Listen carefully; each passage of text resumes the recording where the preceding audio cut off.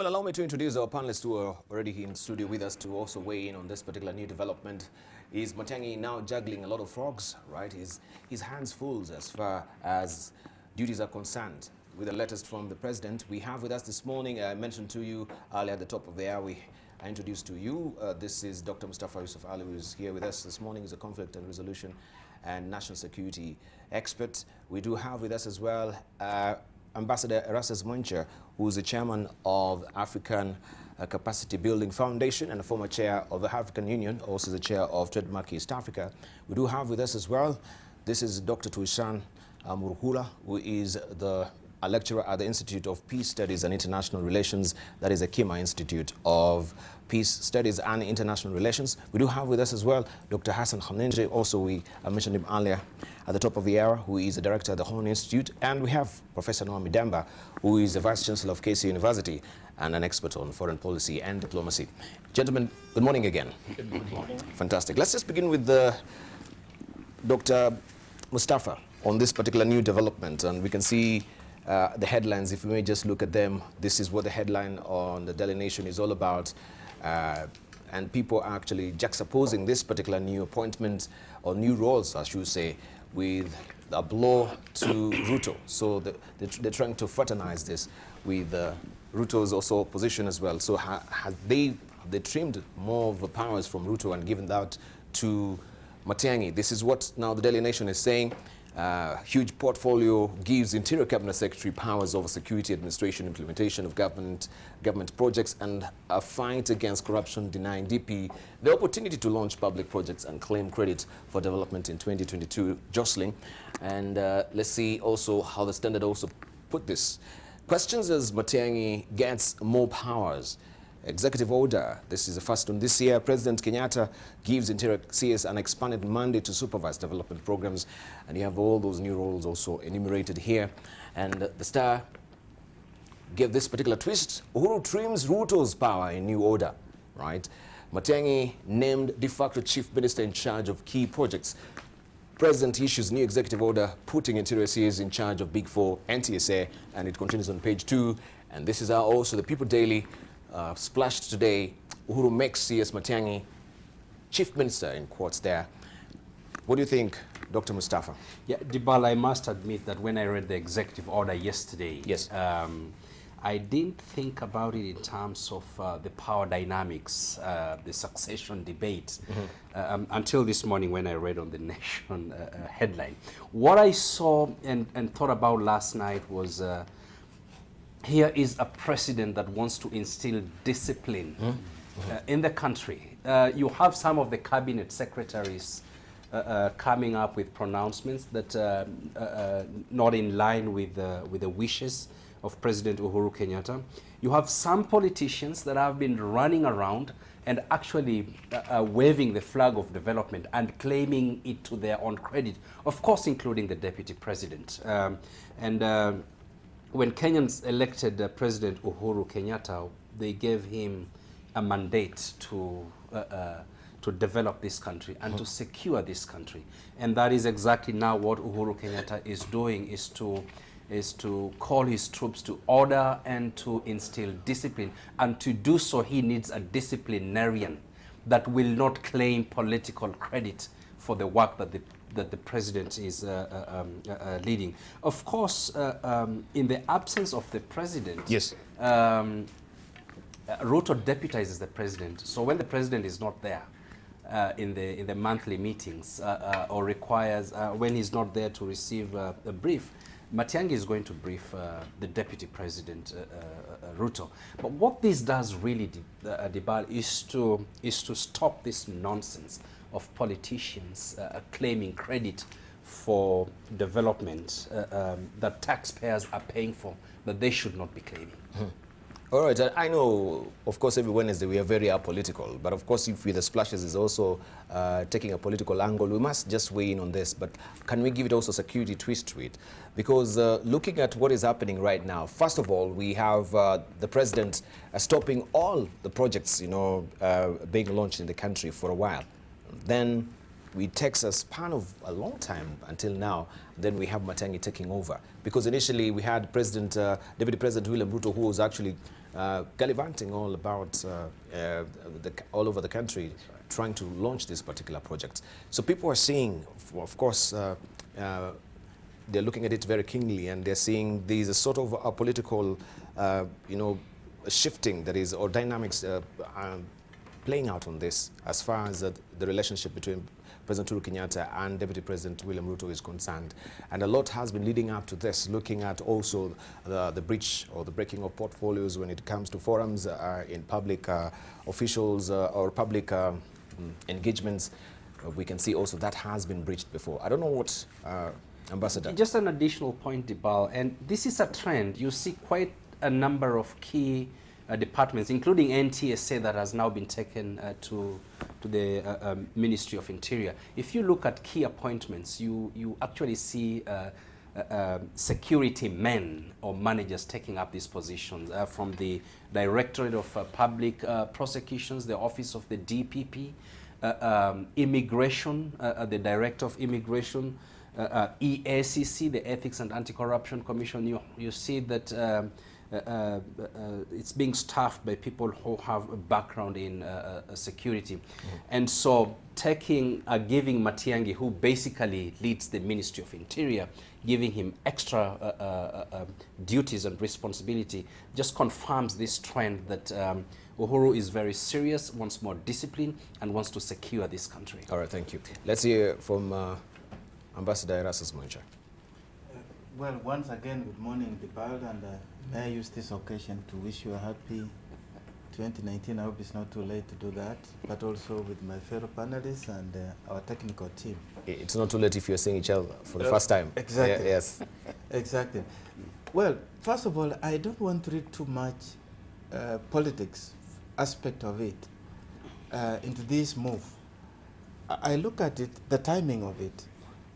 First of all, coming early in the year, and the manner in which it communicated, it tells you that the president, having been in Mombasa, he has also been reflecting on the performance of his administration in the year 2018, but also is looking at the year ahead, and obviously has looked at the shortcomings of that performance and is trying to close those gaps.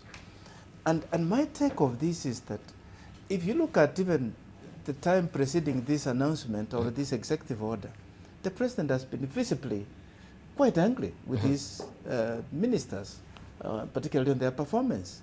And there's no doubt about that. And therefore, he probably has seen that there is a gap in terms of the management, and therefore is closing that gap. But then, the one word then I would perhaps want to advise here to the executive is the aspect where we, put our eyes off the ball. If you look back to Kibaki administration, he had introduced something which is called performance contract. Yes. And that, unfortunately, was dropped. And I would have advised, perhaps even to Matiangi, that if he now assumes this role, this is one aspect that should be reinstated so that you can improve performance. The rest, I want to agree with my guru here, that yes, the president is also trying to make sure that he is fully in charge, and that the House, because you remember even before that, he's been telling people, stop this talk about succession, stop this success, people claiming credit and all that, but he really wants to be in charge and make sure that he delivers, and he wants his team to be focused so that they can deliver for his election, campaign promises. Right, thank you. Let's say from Dr. Khannenje. Personally, I didn't actually read too much into the politics of it, and I honestly believe it's not targeting, the deputy president. But a lot of times, when your toddlers run wild in the house, there is need to restore some order. And I think the president has realized, and of course we've been watching him, he is keen to leave a legacy, to actually make a difference, especially in his final term. Now, irrespective of how, and some people may be uncomfortable, especially CS Matiangi's abrasive nature sometimes, there is no denying he's been a workhorse in this administration. We saw what he did in education, we see what he's doing right now. And anyone, and the president being, a smart person, knows that for us to get to where we are going, perhaps we need a workhorse and someone who is actually committed to bringing results, not just the rhetorics. If you've lived in this country long enough, we also know that sometimes we've had cabinet secretaries who do not even know what is going on in the ministry. Okay. And yet, that sometimes is the area of competence, but they say they do not know. Now, when you find someone like CS Matiangi, who is hands-on, and he's everywhere all the time, it is something that inspires confidence that he can perhaps actually do even more. Now, as they say, that to whom much is given, much is expected. There's plenty that we expect from CS Matiangi, and in part because of his competence and what he has demonstrated from the time he was appointed as CS for Education. So I think it has less to do with politics and more to do with the delivery. All right. Also, let's hear from Dr. Toussaint. Good morning. Good morning. Thank you very much for having me this morning.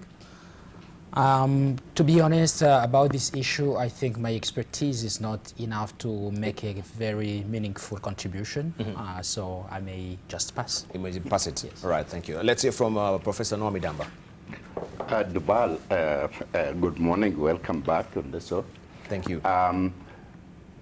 I concur, Debarl, with my colleagues here. And, Kenya should not read too much politics in this. The Kenya people voted for a new constitution, such that we have professional people as cabinet secretary instead of politicians. And, I'm very disappointed when some of the people going around cabinet secretary making pronouncements as if they're politicians. And I think the time has come for the head of state to say enough is enough. If you want to be a politician, go back and campaign and be elected. But I'm going to have people that are going to deliver. And if Fred Matiangi has proved that is can deliver, yes, it is important to acknowledge that and respect that as Kenyan. But one of the things that I am keenly watching is that we keep our eye on national security, and that we do not dilute national security with putting too much other responsibility, such that we are not able to focus on what we need. All right. Dr. Mustafa, your final remarks on this? Yeah, well, on what Professor Midamba said, you may give Matiangi a lot of work, and it's clear that he's been given a lot of responsibilities because he's a doer and is a workhorse, as Dr. Khannenje said. It's important to also watch that we do not dilute, to quote Professor Midamba, the whole issue of national security. That he might be so much focused on now not exactly supervising the other ministries, but checking and ensuring that actually everybody is delivering to a point where he actually loses some aspects of supervision and ensuring that this country is secure. I don't think that is going to happen because I'm sure he has managers, security managers that are doing their work, but he needs to have the focus right there in the Ministry of Interior. Right. Thank you. Now, the government is in the process of compiling all information relevant about Kenyans and foreigners residing in the country with the purpose of generating a unique number that will identify each individual. Announcing this, President Uhuru Kenyatta said the registration system will be the authentic single source of truth on personal identity for everybody in the country. By the integrated population registration system, my administration will complete a central master population database, which will be the authentic single source of truth on personal identity in Kenya. And this database will contain information on all Kenyan citizens, as well as foreign nationals residing in our republic. For each registration, the National Integrated Identity Management System, better referred to as NIMS, will generate a unique identification number that will be known as the Huduma number. You will have noticed, I'm sure, the seamlessness with which the security agencies responded to the terrorist attacks last week. We seek this year to achieve the very same level of coordination and synergy between all national government departments. This directive is meant to increase efficiency, speed of delivery, better utilization of public resources, and reduce wastage as well as gatekeeping. So will that really move the needle a jot in terms of security in this country when we actually get all these details biometrically of every individual in the country, and you have that particular Huduma number as an individual? Excuse me, some flames in the morning. But let's just get to hear from Dr. Hassan Khannenje on this. Do you think in terms of security this will be up to scratch? I think it's one of the many things. Of course, in advanced countries and democracies, virtually your ID or the US social security number has everything. Someone doesn't need to go far. Mm-hmm. Now, the challenge for us, though, is we still need to clean up our system. Because part of the challenge is we have individuals who, right today as we speak, they have Kenyan passports and Kenyan IDs, yes, who actually shouldn't be having them. Mm-hmm. And so if we can do DNA, of course it's going to be an extensive process. First of all, we need to build capacity, yes, to be able to do that. It takes quite a few resources. Now, it's possible. Not all countries have DNA for everybody. In fact, most countries, if only you go through a certain process, can they actually collect DNA from you. Mm-hmm. And of course, there are certain legal requirements that have to be made for you to do that. Now, while this is a step in the right direction, we really need to work on, first of all, fixing our system that we have right now, mm-hmm, because I think we can be able to achieve a lot. We have individuals who are roaming wild. We have sometimes people who are supposed to be serving Kenyans and they're being paid by taxpayers, but who are compromising themselves. And we've talked on this show that corruption is a national security issue. Yes. Now, unless we actually tackle that, chances are we're still going to allow in bad elements, we're still going to entertain bad elements, such that a cracked window screen may allow me, or rather may make a police officer stop me and perhaps keep me for 9 hours, but perhaps carrying an AK-47 500 shillings will not actually, may allow me to pass. And so we really need to address that, because if we don't, it's going to be a challenge no matter what systems we put in place. Erastus Mewencha, this has been a very ticklish issue also in the UK as far as biometrics is concerned, having also registration using the DNA. Do you think also that would spark the same debate here? Yeah, don't forget that the UK, for the greater part of its existence, has not had a written constitution nor IDs as such. But because of the new order in which we live now, that has become necessary. But now addressing the earlier question. Does the Magna Carta really capture? Does it? Exactly. It doesn't really capture. Exactly. But addressing this question of registration, I think that's where the world is going, particularly using now the new technology of digitization, so that you are able to have the data of all your citizens. But I wouldn't want to just link it only to security. I think that's the mistake we made. Even when you look at the gaps of our security, it has always been state-centric, that the state feeling that they can provide and take care of security itself, with little participation of the society, of the citizens. And to me, this is where the gaps are.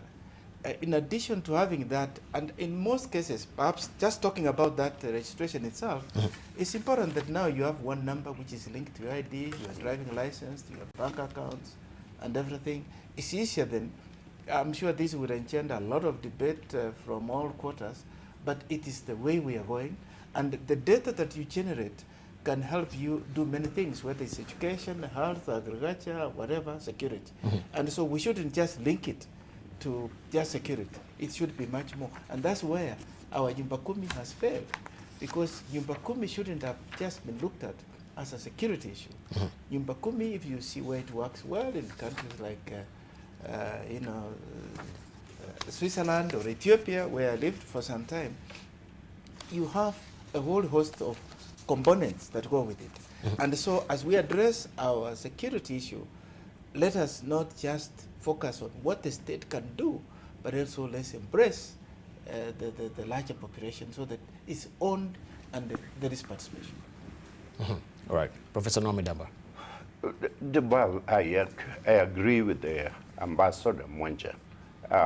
People should not jump or inject politics into this thing. It is very important. We live in a very complex world where anything happens. We need to document exactly how many people live by each region. We need to document who is authentic, who need to vote in Kenya. We need to, in terms of healthcare, we need to know how many people we are serving. Are they legitimate people? And so these are the necessary things that any developing or developed society decide to do.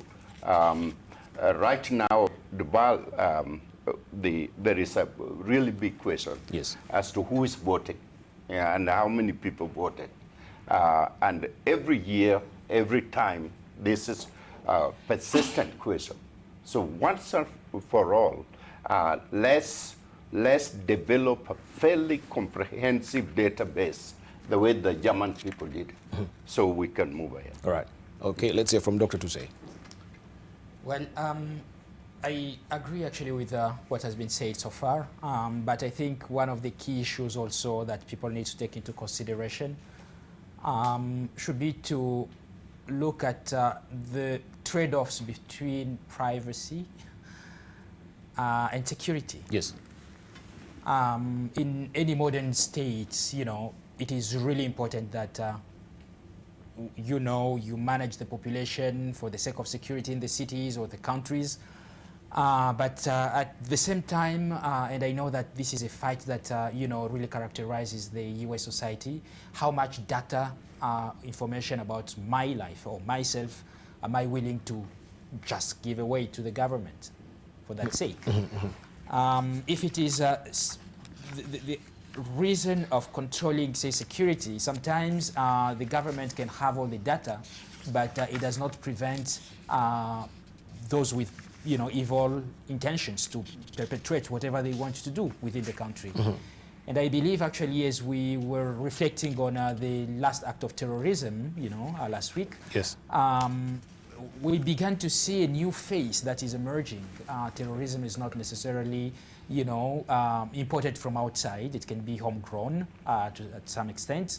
And this, of course, can say, yeah, we have the data, we have the information about, the people here, but we cannot go and preclude them when they have this intention from committing whatever they want to do. So that's another just issue I wanted to weigh in in terms of thinking. All right.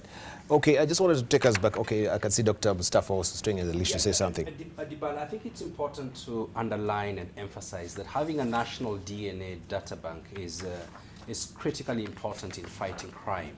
Now, in countries like the United Kingdom, 60% of all prosecutions, charges are actually secured on account of matching DNA samples that are collected in the crime scene and matched to the suspects or to the national DNA databank that is there in the United Kingdom. The second point here that we need to emphasize here is that when we are talking about DNA databank, the DNA databank that is used for security purposes is different from the DNA databank that the medical research companies have. In security organizations like the DNA databank that is there in the United Kingdom, they don't keep the full genomic sequence of the DNA. They only look at certain aspects for identification purposes, and that is coded. Of course, there are ethical, legal issues here that the country will have to address, and therefore calling for a very clear forensics genetic policy in the country. That has to come first. The only country in the world that has a DNA data bank for all their citizens and residents is Kuwait. No other country has that. United Kingdom, by 2015, had only 6.1 million of those who are living in the United Kingdom had their the DNA databank in its national databank, or rather DNA databank. So this is going to be an uphill task. It is critically important. But what I think the country should focus on is to keep the DNA databank for the offenders, those who have been arrested. In UK, that's what happens. They actually keep the DNA of those that have offended, do the investigations. Now, if they are taken through the court process and then they are acquitted, the DNA information is deleted after some time. All right, thank you. All right, let's just move on, and also we take a look at what really happened yesterday, where the fallen employees of technology firm Cellulant have been hailed for their bravery in the face of a terrorist attack last Tuesday. The 6 are believed to have died trying to fight the terrorists who attacked them as they sought refuge in their offices. The gentlemen were honored in a joint memorial service. We trusted Ash to selflessly lead the team like he did on that fateful day, where he kept advising and giving options, as a tactful person he was. If there was ever a pure heart, an unassuming heart, a loving heart, a caring heart, a giving heart,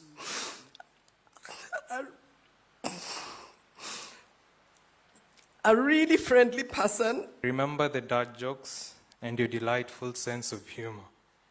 Chief would say, I have a joke about construction. I'm still working on it. You always found a way to cheer us up somehow through it all. You were a friend, even though you were our brother. Your unconditional love and kind heart inspired us to be better versions of ourselves. You gave more than you received, and there is too much pain now. Actually, Professor Noah Midamba just lives adjacent to the seat complex, and of course that particular day was a nightmare for him going home. Professor Noah Midamba, that's why we missed you last Wednesday. Well, Debarl, not only that I live next to the complex, but I was actually supposed to have a meeting there at 4 o'clock. At 4 o'clock? Yes, and I end up at chemist store in Westland when it happened, and it was my daughter from the US who first called me, frantically to find where I am, and to notify me that this was going on. So thank God at least you went to the chemist that day. That's correct. Were you having a running stomach? You know, sometimes things happen, you never know. Don't God leads you. Don't get too much in detail. On the air, we don't do that. But I just want to say this, Debarl, I reflect a lot on this issue. And I listen to both my friends at the community we have at the university. People are hungry, and they have the right to be hungry. But what I want to say to Kenyans is I reflected on what Sun Tzu, the Chinese general, said, which is know your enemy. To know your enemy, you must become your enemy. And basically, what I'm trying to say is that the Muslim people are not your enemy, and the Somali people are not your enemy.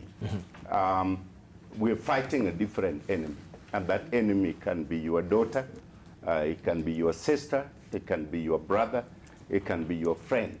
And so Kenya people have to have the ability to sift and carefully select and know who is the enemy. And this, we live in a different time. We cannot afford to relax. The people in Israel are not relaxed. They don't trust anybody who pass. And that's the stage where we need to be. And we need to be in that stage for a while, because over 450 people have died since 1998. We have had 4 major attacks in Kenya, when Uganda has been attacked only once and Ethiopia has not been attacked. So there is a reason why we are being attacked, and we have to turn it around. Right. Let's hear from Erastus Mewencha.